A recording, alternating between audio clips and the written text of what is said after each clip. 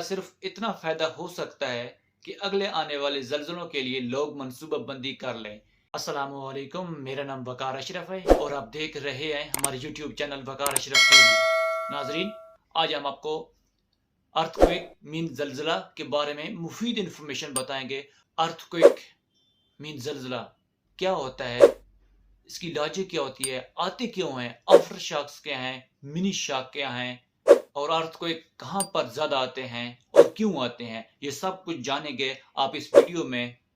जंग न्यूज़पेपर ने एक अर्थक्वेक की रिपोर्ट शाया की है। अभी तुर्किया और शाम आने वाले बदतरीन जल्जले को आए हुए चंद हफ्ते ही गुजरे थे कि 21 मार्च 2023 को पाकिस्तान और अफगानिस्तान में रेक्टर स्केल पर 6.8 की शिद्दत का जल्जला आया, जिससे कई अफराद हलाक और जख्मी हुए और तकरीबन 100 से ज्यादा इमारतों को नुकसान पहुंचा। अमेरिकन जियोलॉजिकल सर्वे के मुताबिक जल्जले का मरकज अफगानिस्तान के कस्बे जर्म से 40 किलोमीटर जनूबी मशरक में पाकिस्तान और ताजिकिस्तान की सरहदों के करीब था। यूरोपियन मेडिट्रेनियन सीज़मोलॉजिकल सेंटर के मुताबिक जल्जले को Pakistan, Uzbekistan, Tajikistan, Kazakhstan, Kyrgyzstan, Afghanistan, Turkmenistan और चीन के तकरीबन 285 मिलियन अफराद ने 1000 किलोमीटर के इलाकों तक महसूस किया। इस जल्जले के फौरन ही बाद अफगानिस्तान के इलाके कोई हिंदुकश के मरकज से रेक्टर स्केल के मुताबिक 3.7 शिद्दत के आफ्टर शॉक महसूस किए गए। अहम बात यह है कि ये जल्जले पाकिस्तान के तकरीबन तमाम शहरों में महसूस किए गए। जल्जले बुनियादी तौर पर ज़मीन के वाइब्रेशन का नाम है, जो कि ज़मीन के अंदर पाए जाने वाले कुदरती प्लेटों के अचानक गैर मामूली हरकत की वजह से पेश आते हैं। जल्जले मामूली नौयत से लेकर शदीद नौयत के हो सकते हैं और बाज़ औक़ात इतने खफीफ होते हैं कि आम आदमी को इसको पता ही नहीं चलता। जल्जले के स्टडी को सीज़मोलॉजी कहते हैं। इस स्टडी में जल्जले की वजूहात, शिद्दत, दौरानिया और इकसाम वगैरह को जांचा जाता है। जल्जले की शिद्दत को रेक्टर स्केल से नापा जाता है, जो चार्ल्स फ्रांसिस नामी शख्स ने 1935 में ईजाद किया। अगर जल्जले की शिद्दत 5 या 5 से ज्यादा हो तो फिर जल्जला तबाही फैला सकता है। आमतौर पर एक बड़े जल्जले के आने से पहले छोटा जल्जला आता है, जिसको मिनी शॉक या फॉर शॉक कहते हैं। इसके बाद बड़ा जल्जला आता है, जो कि बड़ी तबाही फैलाता है। इसके बाद आफ्टर शॉक का जल्जला आता है, जो कि बड़े जल्जले के बाद नमूदार होता है। आफ्टर शॉक उसी इलाके में वकूअ पजीर होता है, लेकिन शिद्दत में बड़े जल्जले से कम होता है, और ये जल्जले के बाद जमीन के अंदर पाई जाने वाली प्लेटों को रीएडजस्टमेंट की सूरत में होता है। जल्जलों में नुकसान की सबसे बड़ी वजह जमीन के अंदर हलचल होती है। जल्जले दो तरह से नुकसान पहुंचाते हैं। पहली वजह जल्जले की शिद्दत है और दूसरी वजह जल्जले का दौरानिया है। एक शदीद नौयत का जल्जला कम वक्त में ज्यादा नुकसान पहुंचा सकता है और एक कम नौयत का जल्जला ज्यादा दौरानिया में नुकसान पहुंचा सकता है। जल्जले अमूमन ज्यादा शिद्दत और लंबे दौरानिये के होते हैं। इसके अलावा जल्जले के मरकज से नुकसान बड़ी तेजी से नमूदार होते हैं, और जितना मरकज से दूर होता जाएगा इसकी शिद्दत और असरात कम हो जाएंगे। यहाँ ये इबहम भी दूर हो जाना चाहिए कि जल्जले के नतीजे में ज़मीन में बड़े गहरे गड्ढे पड़ जाते हैं, जबकि हकीकत से इसका कोई तल्लक नहीं होता। अलबत्ता ज़मीन में छोटे क्रैक पड़ जाते हैं। जल्जले पूरी दुनिया में वकूअ पजीर हो सकते हैं, लेकिन अमूमन उन जगहों पर ज़्यादा नमूदार होते हैं जहाँ ज़्यादा टेक्टोनिक प्लेट्स पाई जाती हैं।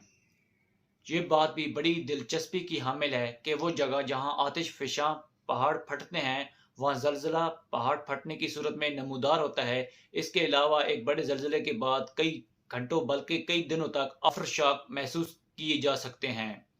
आज की जदीद दौर और तरक्की के बावजूद जल्जलों से मुतल्लिक पेशन गोइयाँ करना मुश्किल है कि कब, किस तारीख, वक्त और कहाँ पर आएगा। इसका तयन करना बहुत मुश्किल है और ना ही जल्जले का कोई ख़ास महीना या साल मखसूस होता है। अलबत्ता मौजूदा तरक्की के दौर में कुछ इंसानी अफ़आल, मसलन कानकुनी डैम की तामीर, डैम के लिए ज़रूरत से ज़्यादा पानी ज़ख़ीरा करना, تیل دریافت کرنے کے لیے کنوں کے اندر پانی کو بھرنا، جس کے باعث پانی زمین کے اندر گہرائی میں داخل ہو کر کریک پیدا کر سکتا ہے، جو کہ چھوٹے پیمانے کے زلزلے کا باعث ہو سکتا ہے۔ اس کے علاوہ زیر زمین ایٹمی دھماکے بھی معمولی زلزلے پیدا کر سکتے ہیں، اور یہ دھماکے والی جگہ کے قریب ہی پیدا ہوتے ہیں۔ یہاں یہ ابہام بھی دور ہونا چاہیے کہ چھوٹے زلزلے بڑے زلزلے کے پیش خیمہ ہو سکتے ہیں۔ ان کا آپس میں کوئی تعلق نہیں ہوتا۔ ان کا صرف اتنا فائدہ ہو سکتا ہے کہ اگلے آنے والے زلزلوں کے لیے لوگ منصوبہ بندی کر لیں۔ انسانی ذہن میں اٹھنے والے اس سوال کے کہ کیا وقت گزرنے کے ساتھ ساتھ زلزلوں کی شدت اور تعداد میں اضافہ ہو رہا ہے، بالکل بے بنیاد ہے۔ زلزلے اسی رفتار سے آ رہے ہیں، اس میں کوئی اضافہ نہیں ہو رہا۔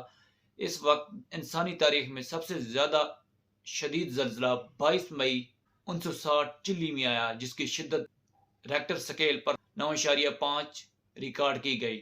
اگرچہ کہ جدید ہارڈ ٹیکنالوجی کے ذریعے موسمیاتی ماحولیاتی تبدیلیاں ممکن ہیں، جس کے ذریعے سیلاب، بارش، لینڈ سلائڈنگ، سونامی اور خشک سالی جیسی قدرتی آفات کو مصنوعی طور پر شدت سے پیدا کیا جا سکتا ہے، اور اس جدید ٹیکنالوجی سے کسی بھی ملک اور خطے کو موسمیاتی دہشت گردی کا نشانہ بنایا جا سکتا ہے۔ یہ بات قابل توجہ ہے کہ مذکورہ ترکی اور شام میں بڑے پیمانے پر آنے والے حالیہ زلزلے کے بارے میں ہالینڈ کے کچھ سائنسدانوں نے مطلع کیا تھا، اور اس کے ساتھ ساتھ پاکستان، افغانستان اور چین میں بھی ان زلزلوں کے تسلسل کے بارے میں خبردار کیا تھا، جو کہ 100% درست ثابت ہوا ہے۔ اس سے قبل 2021 میں پاکستان کے 3 صوبوں کو متاثر کرنے والے سیلاب کو بھی اس ٹیکنالوجی سے منسوب کیا جا رہا ہے، جس میں پاکستان کو تقریباً 3.3 ارب روپے کا نقصان ہوا، اور جو کہ پاکستان کی کمزور معیشت کے لیے ایک بہت بڑا دھچکا ثابت ہوا ہے، اور اس کے پاکستانی معیشت اور سیاست پر دور اثرات مرتب ہو رہے ہیں۔ زلزلہ ایک ایسا عمل ہے جس کو قدرتی و مصنوعی طور پر پیدا کیا جا سکتا ہے، جو ایک بڑی تباہی کا باعث بنتا ہے۔ البتہ اس کے نقصانات کو کم سے کم کیا جا سکتا ہے۔ اس ضمن میں زلزلے سے محفوظ عمارت کا ڈیزائن و تعمیر کے ڈھانچے کو بین الاقوامی معیار کے مطابق کھڑا کرنا چاہیے، تاکہ زلزلے کے طاقتور جھٹکوں کو عمارتیں برداشت کر سکیں۔ رہائشی، کمرشل و کاروباری عمارت کے اندر ہنگامی انخلاء کے پلان آویزاں کی جانی چاہیے۔ حکومت پاکستان کو زلزلے اور آتش زدگی سے بچاؤ کے لیے بلڈنگ اور فائر سیفٹی کوڈز متعارف کرانے چاہیے۔ اس حوالے سے وفاقی اور صوبائی سطح پر ان امور سے متعلق قانون سازی ہونی چاہیے۔ نئی قانون سازی وقت کے اہم ضرورت ہے، اور موجودہ فائر سیفٹی اور بلڈنگ سیفٹی قوانین پر وفاقی، صوبائی اور مقامی حکومتوں کو عمل پیرا ہونا چاہیے، اور کسی بھی کمرشل، صنعتی اور رہائشی عمارت کی تعمیر میں احتیاطی تدابیر کو ملحوظ خاطر رکھا جائے، جن سے لوگوں کی جان و مالی تحفظ کو یقینی بنایا جا سکے۔ اس کے ساتھ ساتھ عالمی طاقتیں امریکہ کو باور کرائیں کہ دنیا کے امن، ترقی اور خوشحالی کے فروغ کے لیے ہارڈ ٹیکنالوجی کے تخریبی استعمال سے گریز کرے، تاکہ آنے والی نسلوں کا مستقبل محفوظ بنایا جا سکے۔ یہ تھی انفارمیشن۔ انشاءاللہ پھر ملیں گے ایک نئی ویڈیو کے ساتھ۔ اللہ حافظ۔